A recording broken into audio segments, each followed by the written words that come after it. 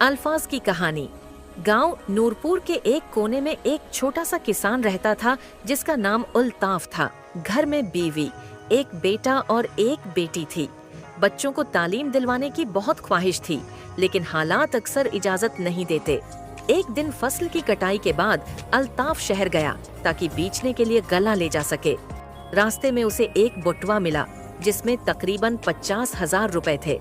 अल्ताफ ने फौरन बटुआ उठाया, करीबी थाने गया और पुलिस को वो बटुआ दे दिया।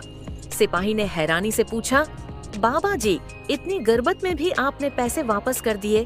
अल्ताफ ने मुस्कुरा कर कहा, ये पैसे मेरे नहीं थे।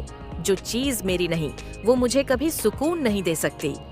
पुलिस ने अल्ताफ की ईमानदारी की खबर मकामी अखबार में छापी। अगले दिन गांव के स्कूल मास्टर और कुछ लोग अल्ताफ के घर आए और उसकी तारीफ की। कुछ दिन बाद असल मालिक आया और अल्ताफ को इनाम देना चाहा, लेकिन अल्ताफ ने इनकार कर दिया। एक दिन अल्ताफ के पास एक अमीर जमींदार आया जिसका नाम मलक फहीम था। इसने अल्ताफ से इसकी जमीन खरीदने की पेशकश की। अल्ताफ ने कहा, यह जमीन मेरे बाप दादा की निशानी है, इसे बेचकर मैं अपना ईमान नहीं बेच सकता।